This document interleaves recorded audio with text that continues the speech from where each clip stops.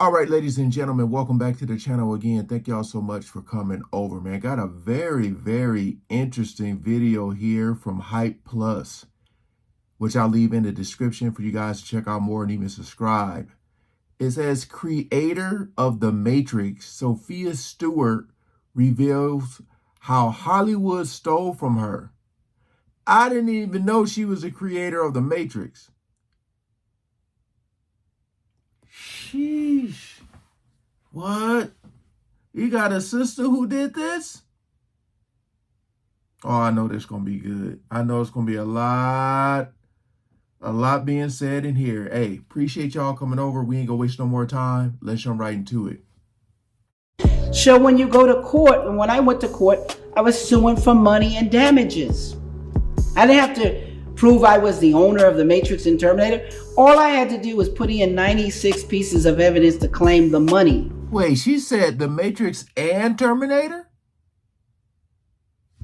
Hold on. They adapted my Third Eye Matrix and Terminator book and with the script with the same name into these movies and films that you guys are enjoying. What The Matrix represents for some people, because you mentioned it, and we're going to definitely open that whole conversation up, is like the idea of wokeness, being woke.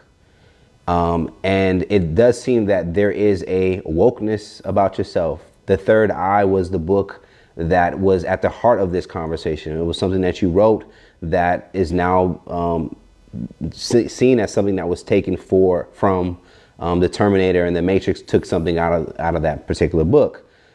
What happened? That's not correct what you're saying. Let me correct you so people won't be mimicking rumors, because a lot of people are just reading stuff off of the internet. But if you really want to know the facts about me, you need to go to the archives and read the real media archives, what they've written about me, because they have to put the truth in these this media documents and stuff.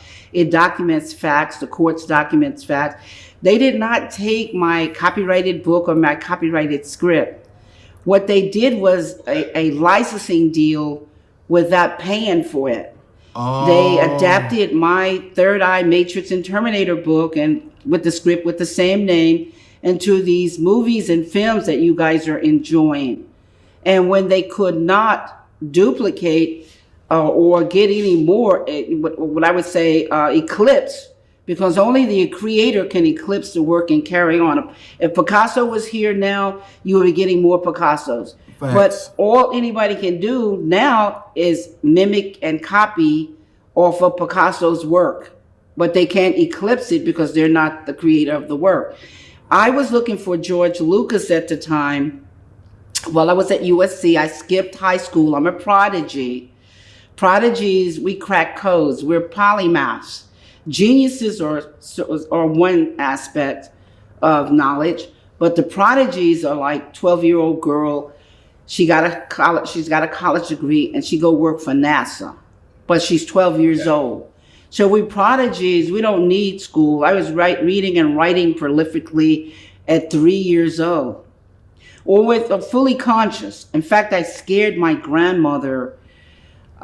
She had made something for me to eat because there was a very bad electrical storm and the lights had blackened out. Everybody was in a blackout and she was worried about me eating. And so she fixed something. And now I'm like 3 or 4 years old, not in school yet. And I walk up to her because I remember it if it was yesterday. And I said, "What did you feed me?" And she said, "What?" I said, "What did you feed me?" Because I've never tasted that taste before. And she said, "That's impossible for you to even ask me that." I said, "What do you mean?" She said, "You were only a baby. You were just this little baby on the bed." But I didn't even know that because I didn't even feel that I even had a body. I saw the storms. I can see it now, like remote reviewing. She was pacing and all nervous and scared, but I didn't have any idea that I was just a baby, not even walking, just a baby laying there. Do you see how fully conscious I am and not knowing I even had a body? So it's always been that way with my knowledge. And I think it comes from my Cherokee side because my grandmother was a shaman and I'm a shaman. So the knowledge that I'm giving in the Matrix and Terminator, no one had ever experienced that knowledge before. It's 100 years ahead.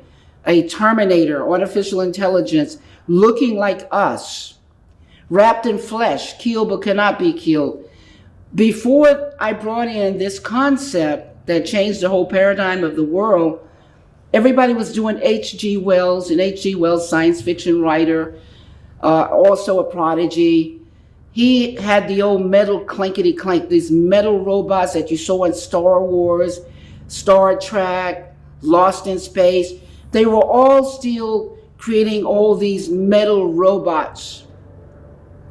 I saw Star Wars when I was a little kid in Harlem at the Apollo Theater, because we used to go to the Apollo every weekend to see all the great acts and stuff.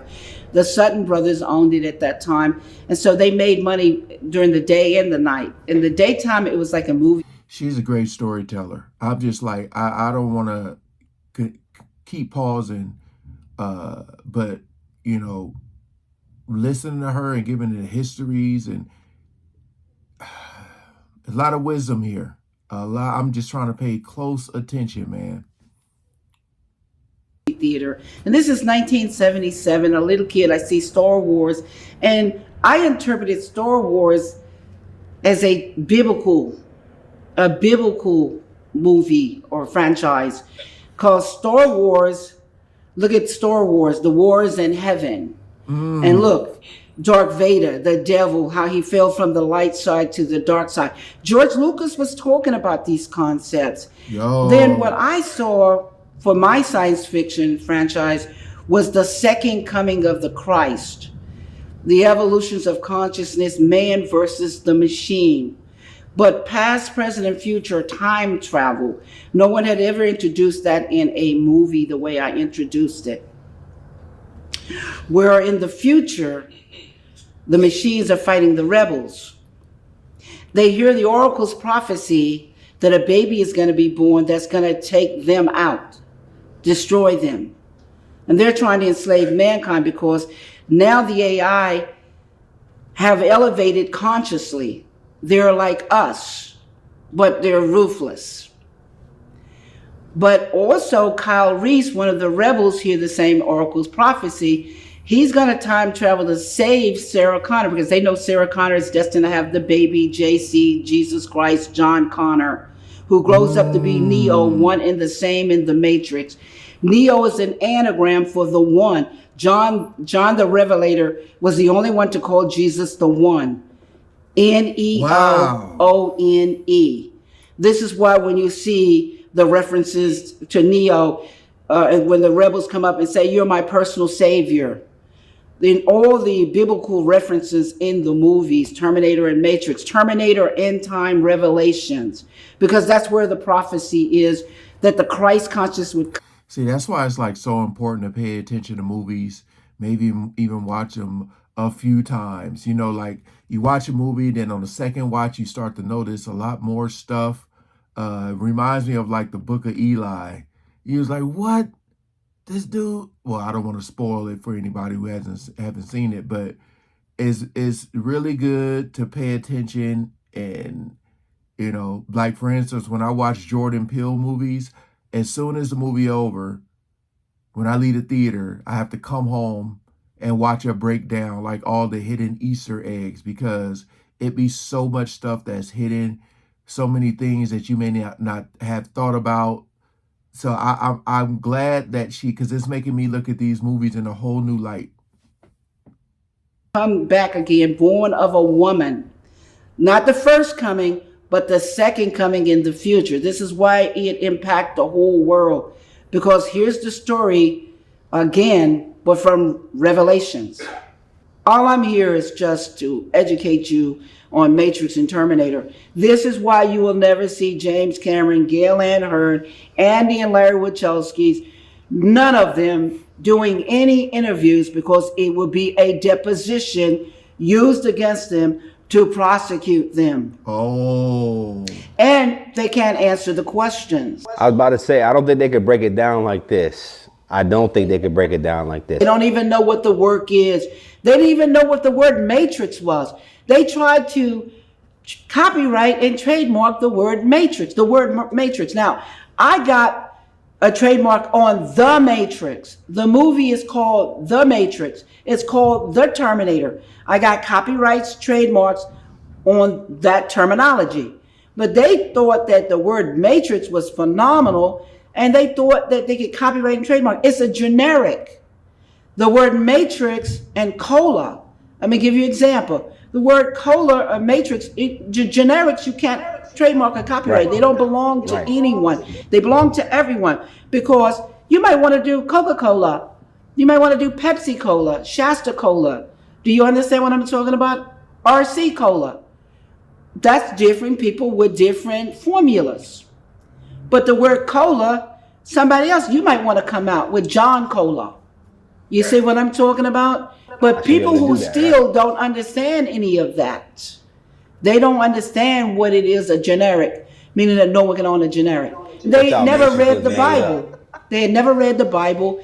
They didn't know the word the Matrix was a 7,000-year Latin word, 7,000-year-old Latin word for the woman's womb, and that it was mentioned 5 times in the Bible, 3 times in Exodus, 2 times in Numbers. Exodus 34th chapter, 19th verse. Did y'all know God that? says, he who opens the matrix, open up this womb, or his, including the female animals, because all the female animals birth the cows, birth the baby cows. Do you see the goats, the babies? All of the female animals do the same process as the female living beings upon the earth. Females, not males. Now, as you just laid that up and pretty much have been doing that for the last 10 minutes or so about showing that, I'm the real deal when it comes to this Matrix. Like, those other folks ultimately took your work or used it. Did not take my work. They stole the money. When you go to court, no, listen, I got to clear this up because this is rumors all over the internet and people need to be cleared of these rumors.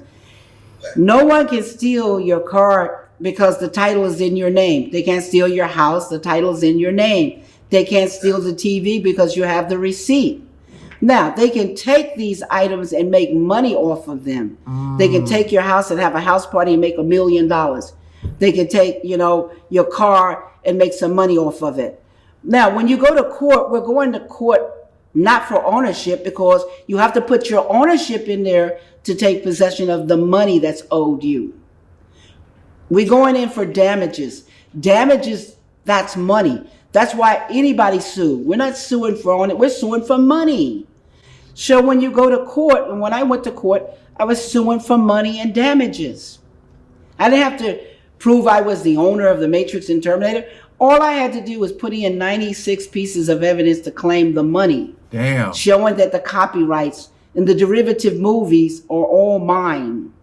The FBI documentation who investigated and found out what they had done. It's when you impose on somebody's copyrights or trademark, it's counterfeiting. A lot of people don't know that.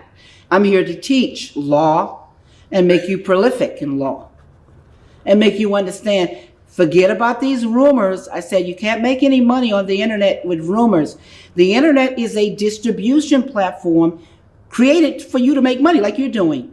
It's created for you to make money, not the gossip. You're not going to make any money gossiping.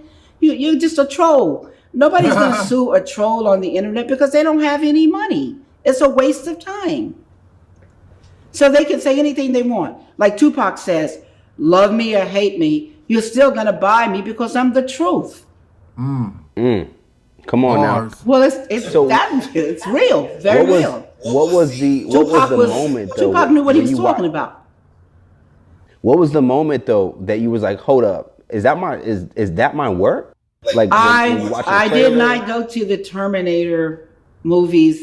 Terminator came out October the 26th, 1984. My copyrights are May of 81, 83, and February the 6th, 84. So you see my book, published book, and copyrighted scripts, all of that was already out and people was reading it, just like Lords of the Ring book, Lords of the Ring movie, the Maze book, the Maze movie, The Gravity book, the Gravity movie. See, all these great movies and franchises come from somebody's hard work. The late J.R. Tolkien's Lords of the Ring, The Hobbit. The Hollywood go and make deals, and I don't even understand how people can even give Hollywood any credit of doing anything, because when the writers go on strike, Hollywood don't have anything. All right, well, I hope you enjoyed this teaser. You can watch the full interview right now at Hyper.